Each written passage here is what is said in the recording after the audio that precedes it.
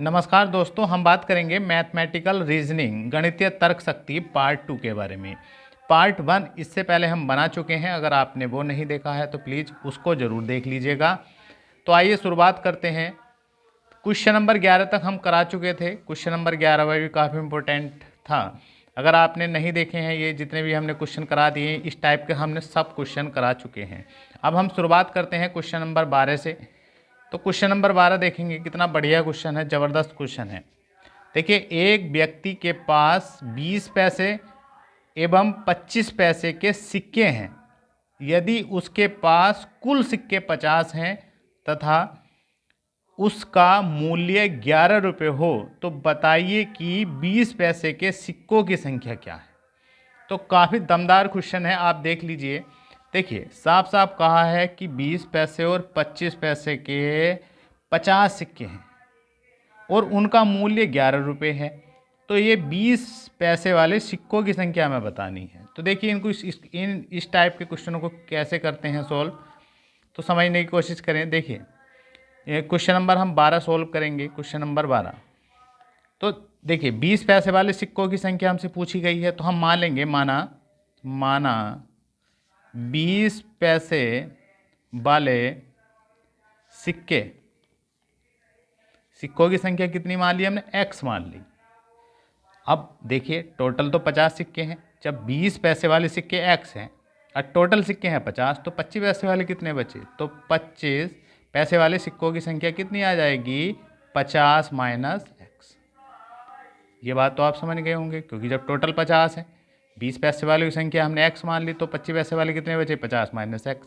और इनका मूल्य कितना है, 11 रुपये। आप यहाँ ध्यान से देखिएगा कि इनका मूल्य 11 रुपये दिया गया है, जबकि ये किस में दिए गए हैं, पैसे में दिए गए हैं। तो यहाँ पर पैसे हैं और यहाँ रुपये हैं, तो हम इन रुपयों को भी किस में चेंज कर लेंगे, पैसों में ही चेंज कर लेंगे। अब यहाँ बात की गई है मूल्य की, तो मूल्य कैसे निकालते हैं। देखिए, 20 पैसे वाले सिक्कों की संख्या कितनी, x, तो इसकी 20 की गुणा किससे कर देंगे, x से।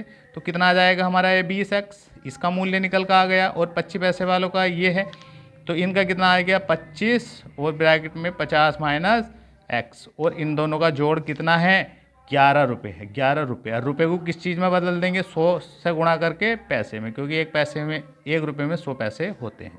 अब बस इसको आप सोल्व कर दीजिएगा, एकदम आंसर आ जाएगा 20x। इसकी गुणा इसमें करेंगे, 25 पंजे 125, ये 0 आ जाएगा, माइनस इसमें क्या हो गया, 25x इजिकल टू ये क्या हो गया, 1100। अब 20x में से 25x गया तो माइनस के 5x, और ये 1100 माइनस के कहाँ इधर पहुँची, ये वाला प्लस था इधर माइनस में गया, माइनस 5x इजिकल टू कितना बचा, 1100 कट जाएगा तो माइनस के कितना बचेगा, 150। तो माइनस से माइनस चल बसा, x से डिवाइड करेंगे, 5 तिया 15, तो x का मान कितना आया हमारा, 30। तो सिक्कों की संख्या x क्या है हमारा, 20 पैसे वाले सिक्कों की संख्या। तो सिक्कों की संख्या कितनी आई हमारी, 30। आप ये आंसर देख सकते हैं। तो काफ़ी बढ़िया क्वेश्चन है, क्वेश्चन था ये, जो आपने सीख लिया है। अब क्वेश्चन नंबर 13 की बात करेंगे। क्वेश्चन नंबर 13 भी काफ़ी बढ़िया क्वेश्चन है। कुछ संतरे 40 बच्चों के बीच बराबर बांटे गए। यदि 20 बच्चे अधिक होते तो प्रत्येक बच्चे को 5 संतरे कम मिलते। बताइए कि प्रारंभ में बांटे गए संतरों की संख्या कितनी थी। तो बहुत अच्छा क्वेश्चन है ये भी। देखिए, इसको भी हम सॉल्व कर लेते हैं। देखिए, यहाँ दो कंडीशन बन गई। तो शुरू में कितने बच्चे हैं, 40 बच्चे, और फिर बच्चे कितने बढ़ रहे हैं, 20। तो शुरू में कितने हैं ये देख लीजिएगा। हमने मान लिया शुरू में ये 40 बच्चे हैं, फिर जब 20 और क्या हो गए, अधिक हो गए, तो कितने बच्चे हो गए, 60 बच्चे हो गए। तो दो केस बन गए इसमें, क्योंकि यार प्रारंभ में बांटे गए संतरों की संख्या कितनी थी। हमने मान लिया, माना प्रारंभ में संतरे कितने थे, हमने मान लिया x हैं, कितने हैं, x है प्रारंभ में। अब देखिए, जब ये x संतरे हैं, शुरू में कितने को बांटना है हमें, 40 को, तो x बटे क्या कर दिया हमने, 40 कर दिया। फिर दूसरे केस में 20 अधिक होते तो 5 संतरे कम मिलते। तो 20 का मतलब दोबारा में तो हमें 60 को बांटना है 20 ऐड करके, तो ये हो गया 60। फिर क्या करेंगे, 5 संतरे कम मिलते, तो इन दोनों का अंतर किसके बराबर रख देंगे, इसका अंतर रख देंगे हम किसके बराबर, 5 के बराबर। तो ये आप इसकी कैलकुलेशन कर लीजिएगा, बहुत सरल हो गया क्वेश्चन। इसका क्या ले लेंगे हम, एलसीएम ले लेंगे। तो एलसीएम क्या ले लेंगे इसका, जो दोनों से क्या हो रहा हो, डिवाइड हो रहा हो। तो इसका क्या ले सकते हैं हम, 120।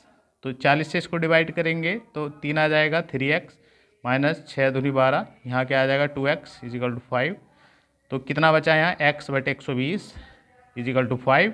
इसकी मल्टीप्लाई, क्रॉस मल्टीप्लाई इधर हो जाएगी, तो x बराबर 12 पंजे 60 और ये 0 आ जाएगा 600।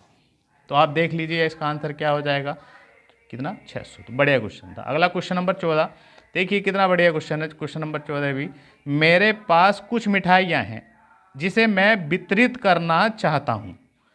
यदि मैं प्रत्येक पैकेट में 2, 3 या 4 मिठाइयों को रखते हुए बांटता हूँ तो इस स्थिति में एक मिठाई बच जाती है। देखिए ध्यान से देखिए, बहुत ही उलझा हुआ क्वेश्चन है, बहुत ही ज़बरदस्त क्वेश्चन। इस टाइप का अक्सर रीजनिंग में पूछा ही पूछा जाता है। दोबारा देखिएगा, देखो क्वेश्चन ध्यान से ही पढ़ना होता है, तभी हम उसका सोल्यूशन दे सकते हैं। मेरे पास कुछ मिठाइयाँ हैं जिसे मैं वितरित करना चाहता हूँ। यदि मैं प्रत्येक पैकेट में 2, 3 या 4 मिठाइयों को रखते हुए बांटता हूँ तो इस स्थिति में एक मिठाई बच जाती है। देखिए समझने का कोशिश कीजिए, अगर पैकेट के अंदर 2 मिठाइयाँ रखेंगे या 3 रखेंगे या 4 मिठाई रखेंगे तो इस केस में एक मिठाई बचनी ही बचनी है। लेकिन यदि प्रत्येक पैकेट में जब मैं 5 मिठाइयाँ रखते हुए वितरित करता हूँ तो मेरे पास एक भी मिठाई नहीं बचती है। तो बताइए मेरे पास मौजूदा मिठाइयों की न्यूनतम संख्या कितनी है। देखिए आप यहाँ ध्यान दीजिएगा कि 5 मिठाइयाँ रखते हुए मैं वितरित करता हूँ तो मेरे पास कोई भी मिठाई नहीं बचती है। तो इसका मतलब जो मिठाइयों की संख्या है वो 5 का क्या है, गुणज है। क्योंकि जब 5 का गुणज है जब तो इसमें कोई भी मिठाई नहीं बचेगी। तो ये बात सही है कि आंसर में आप देखिए कि 5 का गुणज कौन सा है, जो 5 से डिवाइड हो रहा है। ये नहीं डिवाइड हो रहा है तो ये ख़त्म, ये नहीं हो रहा है तो ये ख़त्म, ये भी ख़त्म। अब देखिएगा ये और ये 2 ऑप्शन आपके पास बच रहे हैं जो दोनों ही 5 से डिवाइड हैं। अब यहाँ देखिए, अगर आप 2 मिठाई रखते हैं तो एक बचना चाहिए पैकेट में। अगर 2 मिठाई के हिसाब से बांटते हैं तो एक जरूर बचना चाहिए। अब देखिए यहाँ 25 में से और 65 में से एक आंसर है, तो आप कैसे पता करेंगे कि इन दोनों में से कौन सा आंसर है। अब देखिए हम 65 लेकर चलते हैं शुरू में। अब 2 से इसको डिवाइड करिए 65 को, 2 तिया 6 और 2 दूनी 4, कितना बचा, 1 बचा। फिर 3 से डिवाइड करिए, 3 दूनी 6 और 3 करा 3, तो कितना बच रहा है, 2। ध्यान दीजिए इस बात पे, 2 बच रहा है। 3 से अगर डिवाइड करते हैं तो कितना शेष बच रहा है, 2। 4 से डिवाइड करेंगे तो 4 करा 4 और 4 छंग 24, कितना बच रहा है, 1। ध्यान रखेंगे अगर आप 3 मिठाई पैकेट में रख के बांटेंगे तो इसका मतलब 3 से भाग करें, 3 दूनी 6, 3 करा 3, तो कितना बचा, 2 शेष बच रहा है। जबकि उसने कहा कि प्रत्येक स्थिति में एक मिठाई बच जाती है, तो इसलिए हम ये आंसर नहीं ले सकते। 25 आप 25 में लगा के देखिए, फिट बैठेगा। देखिए 2 से 25 को डिवाइड करिए तो 24 कट जाएगा, 2 गना 2 और 2 दूनी 4, 1 शेष बचेगा। 3 से रख के देखिए 3 अट्ठे 24, 1 बचा शेष। 4 से करेंगे, 4 से 4 छंग 24, 1 बचा। तो इसका करेक्ट आंसर कौन सा हो जाएगा, 25। तो आशा करता हूँ कि ये सवाल समझ में आ गया होगा। अगला क्वेश्चन देखेंगे, 15वां क्वेश्चन भी बढ़िया है, आसान क्वेश्चन है ये तो बहुत ही। स्ट्रीट लाइट के सभी पोल सीधे पंक्तियों में 50 मीटर के अंतराल पर गड़े हुए हैं। यदि प्रथम और 9वें पोल के बीच की दूरी ज्ञात कीजिए। तो आप देखिए, ये देखिए प्रथम पोल हो गया, और मान लीजिए 1 पोल, 2, 3, 4, 5, 6, 7, 8 और 1 9। तो ये 9 पोल हैं। एक ये मैंने लिख दिया, पहला ये नवा ये। तो देखिए 1, 2, 3, 4, 5, 6, 7 और 8। तो कितने गैप बनते दिखाई दे रहे हैं इसमें, 8। और एक जो है सभी पोल सीधी पंक्तियों में 50 मीटर के अंतराल पर गड़े हैं। तो इनके बीच की दूरी कितनी है, 50-50 है। टोटल कितनी गैप बनते दिखाई दे रहे हैं आपको, 8। तो कितना आ जाएगा, 50 गुणा 8, 8 पंजे 40, 4 मीटर। इन दोनों के बीच कितनी दूरी है, 40 मीटर। या इसका आप सूत्र याद रख सकते हैं, कैपिटल N और छोटा n -1। ये ट्रिक है, ये भी याद रख सकते हैं कि ये 50, बड़ा N कितना हो गया, 50 मीटर, और ये हो गया n कितना हो गया, 9। 9, तो 9 माइनस 1, तो ये 50, 9 माइनस 1 वही क्या आ जाएगा 4। वैसे ही बेसिक क्वेश्चन है, 8 से गुणा करेंगे 400 आ जाएगा। तो ये बात तो समझ में आ गई होगी। अगला क्वेश्चन देखेंगे।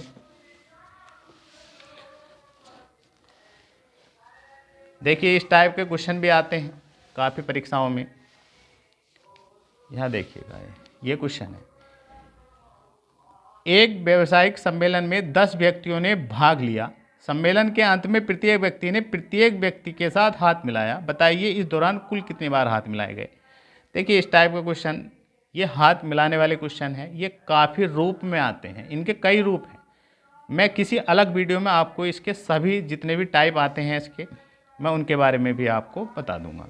तो देखिए इसके लिए तो साफ साफ बात है, आपके लिए एक फार्मूला होता है, क्या होता है, n माइनस 1/2 मिलाए गए हाथों की संख्या। तो कितने व्यक्ति हैं, 10, तो यहाँ रख दीजिए 10, मुझे 10 माइनस 1/2, 2 से काट देंगे, 2 पंजे 10, तो 5 गुणा ये कितना बचा 9, 10 में से गया 9, 9 पंजे 45। तो ये ध्यान रखेंगे कितने 45। लेकिन इस जैसा एक क्वेश्चन हो रहा है, अभी देख लेते हैं हम। देखिए मैंने जो इसका पहला पार्ट बनाया है उसमें भी नहीं बताया था ये क्वेश्चन, इसलिए क्योंकि दोनों को मैंने एक जगह ही बता देना है।